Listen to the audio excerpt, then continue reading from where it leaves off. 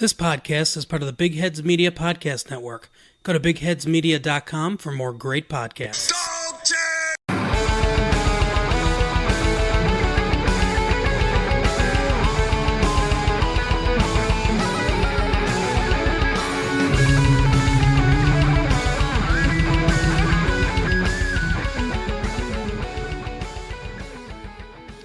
Greetings, Dog Pound Nation. Welcome to the Two Green Browns podcast, now part of the Big Heads Media Podcast Network, with myself, John Cahill, and my good friend and fellow Irish Browns fan, Neil Dunward. And also today, joined by our man on the ground, our eyes and ears in Cleveland, Mr. Chuck Filek. Chuck, how are you this evening? Doing fantastic, John. Thanks for having me as always. Appreciate Chuck, it, guys. Great to have you on, Chuck. I had a bit of a weird feeling today. When you were younger, Chuck, did you ever have a friend and you spoke to your other friend about this friend and told him how great he was, and then you turn your back for 2 minutes, and then those two people go meeting up in Cleveland and become friends too? Do you ever have that situation, Chuck? You know what? I haven't, but I think I might know what you're getting at. Oh, God. Yeah, there's me sitting at home watching you eating Ohio burgers and then and fireballs and whatever. I don't mean to exclude you, John. You wouldn't have a clue what we're talking about, but this is just something that myself and Chuck are on about. But look, I found what's called a winter beer here, made by a brewery called O'Hara's, and it tastes like piss in comparison to the Cleveland. To the Great Lakes. Again, to be fair, you did have Great Lakes Christmas sale, so nothing else stands a chance. So it just to be fair. I was walking down the aisle of the supermarket, and I was with the missus, and I said, "Oh my." This is winter ale. It's hardly the same. A spiced ale. I said, yes, I'm going to take it. Took 2 sips out of it, and I went, no, get rid of the other 6 bottles. They can't be in my house anymore. It's pure slander. No. Yep, it is. That's just, everybody wants to be the best. What can you say? And unfortunately, you made it to the mountaintop, and now everything else is just ales in comparison. Yeah. Next step when you two gals are finished kissing there, we'll get on with the podcast, okay? Fair enough. Anyhow, we've got that elephant out of the room. Chuck, before we get on to Matters Browns, tell us what you were doing last night. Great little video on Twitter there of you calling high school basketball in Ohio. Yeah, doing a little high school basketball. It's actually my wife's alma mater where she went to school. Her family's very tied in with the school there, so I stumbled across it. Basketball coach, gave me an offer to do it, so I jumped on it, and man, it has been a blast. And I will say, they had we did, I believe it was 5 games leading up to the Christmas break, and then over Christmas and New Year's, they were all on the road. They played 3 road games. They lost all 3 of those road games. They came back home with me behind the mic, and they won again. So all I can tell you is we're undefeated ever since I've been announcing at home. I'm not saying it's a thing, but I'm saying it might be a thing. That's all I'm saying. Just no such thing as coincidence, Chuck. That's correct. But no, it's announcing the basketball game has been awesome, man. I'm having a riot doing it. It sounds fantastic anyway, and keep up the good work, Chuck. Great. Thank you. For today's podcast, what we're going to do is we're going to talk about the topic of the moment, Browns head coaching candidates. We're going to look at some pros and some cons. I want to preface all of this basically by saying that this element of Browns fandom of having to get into this shit every 2 years of general managers and head coaches, no other fan base has to do that. No other fan base has the experience now of going through this on such a regular basis, and no one has a clue how to evaluate head coaches and GMs. As far as I'm concerned, really, there may be a handful of people that can do this job. And what we're doing basically is pure speculation and gut feeling, with a smidgen of knowledge thrown in there somewhere in certain aspects. So, Chuck, what we're going to do, we're going to start off with the guys. There's 3 guys I think that are sort of outside bets at the moment. That'll be Eric Bieniemy, Greg Roman, and Saleh from San Francisco 49ers. And of those 3 guys there, anyone that stands out to you that could bring something to the table? I mean, like you just said, I think those 3 are way outside of the box players. I mean, I don't put them as super serious contenders, but I will say, for whatever reason, I know that I feel anyway, a lot of Browns fans are going to feel like Saleh, they're going to be very interested in him, because as we're looking back through the very powerful view of hindsight, a lot of people now are saying how we should have kept Greg Williams. And I feel a lot of Browns fans love Greg Williams because of just the way he screams, yells, his attitude. I'm not a fan of Greg Williams. I didn't want to keep him, but my goodness, if I could tell you how much I've heard that over the last couple of weeks, we should have kept Greg. We should have kept Greg. I think it's nuts. But anyway, my point being, Saleh, like, he kind of has that same attitude that I feel people just like. They like to see the way he reacts on the sidelines, the fieriness, all that stuff, which, again, I don't know what that's worth other than, it's a good show. It looks great. I don't know if it means it makes him a good coach, but I guess in regards to him, the reason why I'm kind of sticking to him is I just come across this, I believe it was this morning or yesterday on Twitter. Shanahan was talking about when he interviewed him and how blown away he was, because when he sat down to interview him for the position, Saleh had the next 9 months planned out as to exactly what he was going to do over the course of the next 9 months to build and do what they do in San Francisco. And that, I guess, blew him away enough to say, yeah, you got the job, from what I read anyway. So that's an interesting tidbit, because if there's one thing we need, it's preparation here in Cleveland. Yes. We need it very, very badly. So I would guess maybe him. But again, he just falls into the realm of never being a head coach before, which hurts my soul. I think that's going to be a bit of an issue. Just one thing on the Greg Williams thing, we had Brian Zabo on from Zabo Parallel the other day, and he was telling me that he was at a coaching clinic with Greg Williams, and that he commands such attention in a room when he walks in. And Brian himself is ex-military, and he was saying like that's a key feature in leading men and stuff like that. So I found that interesting. Now, I am not advocating for Greg Williams to come back in any way, shape or form, but Neil, if I could ask you on that in particular, Saleh is seen as this kind of guts and glory, heart on the sleeve, dancing up and down on the sideline type of guy. Are you buying that? Does that do anything for you? Look, no, because you don't have to be as animated as he is now. Look, it'll be great for fans. It'll be great for for a media tagline, I suppose, for him. But the guy gets so involved in the game apparently that he needs somebody to pull him back off the sideline. And for me, emotion can ruin your view of a game as such. I just have a few concerns about Robert Saleh. Just digging on him as well. Big one for me is I hate the whole get back off the sideline guy. That fellow who's just told to pull him back off the sideline. Same Sean McVay. For me, it's just stupid. Just be involved and look after your own feet, for God's sake. You'd kill one of your players if they weren't able to look after their feet. So why the hell can't you do it? I think that's bullshit just to get noticed.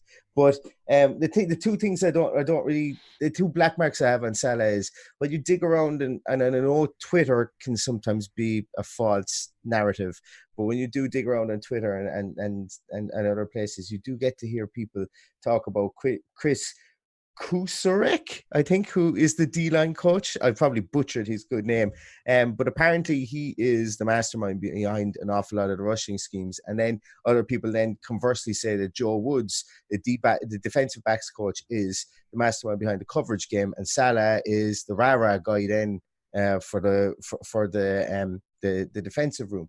And, you hear people like Benjamin Albright come out with that. And, I tend to respect Benjamin Albright for a lot of the information that he has and stuff like that. And even when you go down through the threads there, you can see other people who are rowing in that would be writing for the 49ers that would come in and say, yes, look, Saleh is good, but the guys he has in underneath him are a pivotal part of his package and so on. So I don't think he's going to get the role. I think it's solely there. So I think it's solely a fact-finding mission. I just think that from everything that Jimmy Haslam said yesterday, that if he was to hire Saleh, it wouldn't surprise me considering what the Haslams have done, but it would be just another one in the long lines of heart ruling the head, I think, for Jimmy Haslam if he was to.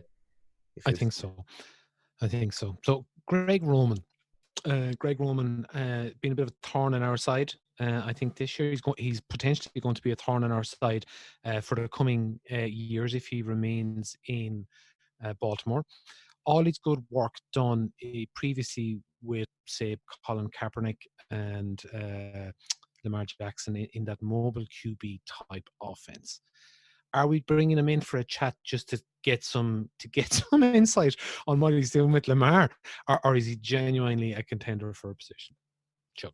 Yeah, I don't think that he's a contender for the position. I think, you're bringing him in. I really think that if nothing else, the Haslams are looking to do the complete opposite from last year, which at the very least, even if they already know, hey, we are only going to hire one of these 2 or 3 people, they're going to at least make it appear that they are leaving no stone unturned, because, of course, they got lambasted for not doing that last year. So they're going to cover all the bases. They're going to bring any name in they can get, which, of course, I've already seen the opposite feedback from that. People saying, oh, they're just giving anyone an interview. But I think that, when you look at Greg Roman, obviously with what he's done is great. What makes me nervous with him would be, you're right, the style of quarterback that he's been successful with so far. That's not the style quarterback that we have here in Cleveland. And I'd hate to bring someone in who already has the mindset of, well, I have to get that quarterback here to be successful. No, I'm not saying that would be his mindset, obviously. Maybe he is just such an offensive genius that he would be able to open his eyes and see what Baker is good at and go ahead and go right down that road. So, but to think Greg Roman is an actual candidate, I would say if you're making a list of 10 guys, he's got to be 8 to 10. Okay. And Neil, do you think Greg Roman offers enough in the run game, like just the run game alone, like to be a potential candidate?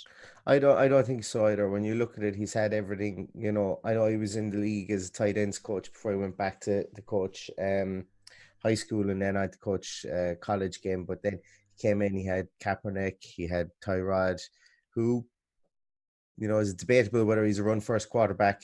Then he's had Lamar, and he didn't. He did when he was the head coach and the assistant head coach, and then the offensive coordinator this year. He had Lamar as well. So it does trend to what Chuck was saying there, that he would be a specific scheme for a specific type of quarterback. And I don't want Baker Mayfield running anywhere at 6 foot. And and especially when he kind of runs in. I know he puts his head down. He did it in the fourth quarter of the last game, but sometimes he runs in treacle as well. So I don't want him running anywhere. But look, I think once again another fact-finding mission. Obviously, we need to know how to defeat Lamar Jackson, or we need to know how to consistently defeat Lamar Jackson, should I say? So why not bring him in to interview him? If he spills the beans, he spills the beans. Indeed, we've an interesting one coming up. Someone that I find a little bit interesting. Like, not saying he's a favorite for the position or anything. Brian Daboll from Buffalo Bills. Touted by Joe Thomas and Andrew Hawkins on their podcast as a guy they'd bring in. I like the way their offense works. I like the way they've schemed around Josh Allen's inadequacies. They don't have a lot going on there at wide receiver, and still able to get that team. And essentially, I suppose what I'm looking at is the Bills having the season that we were meant to have this year. That's essentially really sort of the point I'm getting at. Apparently good character fella. He's been in the building before.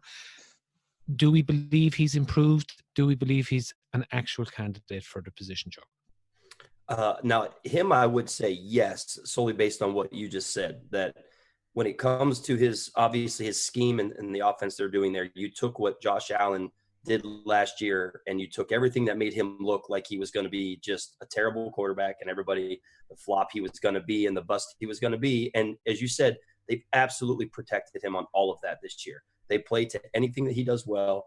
They play to the run game tremendously well. They just absolutely hide, as you said, his inadequacies and play to his strengths. Now, I was watching the start of that game shortly ago before we hopped on. He probably already should have had 2 pick sixes. He got pretty lucky that those didn't happen. So that's Josh Allen, though. But that's just, you're right. So that is just Josh Allen. So hopefully, maybe if you had a guy like him playing to Baker's strengths, I don't think it's a crazy thing to suggest that Baker Mayfield is a much better quarterback than Josh Allen, especially if he was given easy. Easy. I know, my good. I'm going to make a lot of people upset, and I apologize, but that is my stance on it. So I know Tony Grossi all of a sudden would take Josh Allen, but whatever. So I think Dable, I think he's definitely in consideration. I would put him on the list and say that this interview does mean something, and I think it does matter, and I think it could definitely get him somewhere. Yeah. Neil, are you getting on this train? Nah, I don't know. I'm going to be honest with you. I think a lot of fans, when they hear Brian Daboll's name, they go 2009 Eric Mangini disaster year, or a year where the offense wasn't exactly pretty. When you look at his coaching, I'm going to use that argument against one of our top three now in the second part of our show. Well, when you look at Daboll's coaching tree, you know, he's being coached by, or he's been sat in the room, should I say, with more or less Nick Saban to start off at Michigan State. He's been with the hoodie Belichick for years and years and years as wide receivers coach and so on. And then he went back, obviously, as an offensive assistant and tight ends coach. Then he's been at Alabama, back to Saban. So he's kind of gone to daddy and gone to Uncle Nick every time he's needed to dig out when maybe things didn't go so well for him. When he's got fired from an offensive coordinator job, you know, he's tended to kind of run and try and find Nick Saban, or to find to try and find Bill. But yeah, look, he's got potential. I just find it hilarious that himself, Greg Roman and Mike McCarthy all look more or less exactly the same. It's like as if you were to do a biopic of Mike McCarthy at different stages of his life. But yeah, we'll see. I'm interested. I'd be interested in him, but he would like as you said about Greg Roman. I think that Brian Daboll will probably be around that. Like if you're interviewing guys, he could be number 6 or 7 on the list, I think, of if you were to rank. I think for me at the moment, of all the candidates that are there, he's just actually marginally outside the top 3 personally. But I think like, you know, it'll be interesting to see how that goes. The last of our out, and am I right to say that Eric Bieniemy is the only other one outside of the 3 favorites being interviewed at the moment? Yeah. So. And like, here's my quick take on Bieniemy, and there's it's something I'll bring up again about one of our top 3 candidates, clipboard holder. You know, makes the tea for Andy Reid. Now that's a very derogatory thing to say about the man in his offensive coordinator position. I understand. However, to take my point to an actual point, how much of Eric Bieniemy is in the Kansas City Chief offense? How much of Eric Bieniemy is on that field every Sunday?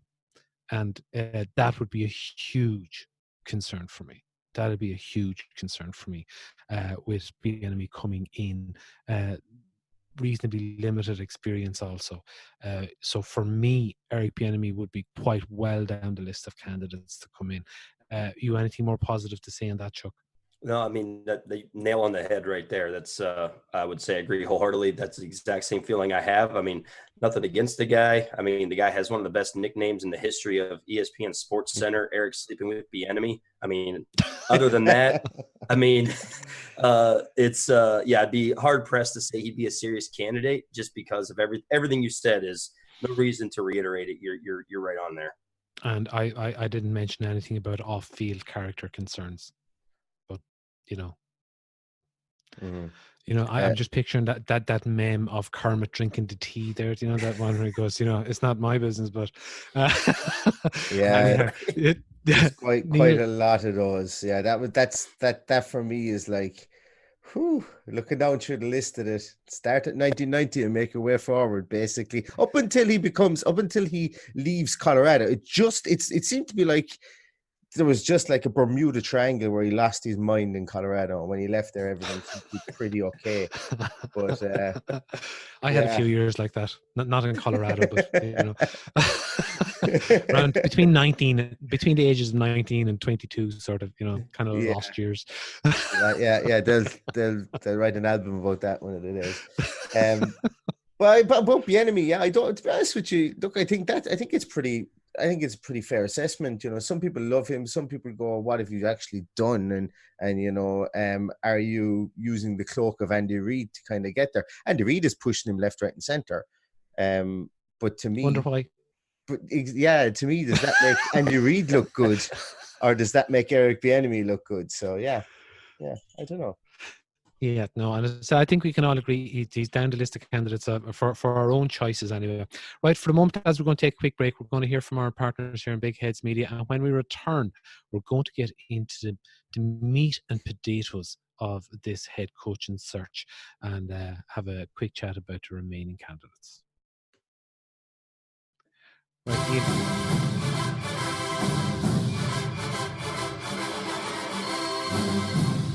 Hey Husker fans, Justin here. Come join me and the cousins Derek and Tyler each week on the Husker Cuzcast as we cover all things Nebraska football and more. During the season, look for our entertaining analysis, insight, and debates as we recap each Husker game and preview the next one. We also make picks on the week's biggest college football games, and then each of us gives you our bet of the weekend and mock each other endlessly when one of us gets it wrong. Be sure to follow the Husker Cuzcast on Twitter at Husker Cuzcast. And look for our episodes on Podbean, iTunes, Spotify, and BigHeadsMedia.com. Go Big Red. Welcome back, everybody. So now we're going to get into the nuts and bolts of this head coach, and we'll get into a bit of GM talk here because there's been names linked with all these guys. With the other suggestions, there hasn't been so much really names linked as general manager selections for each of these guys.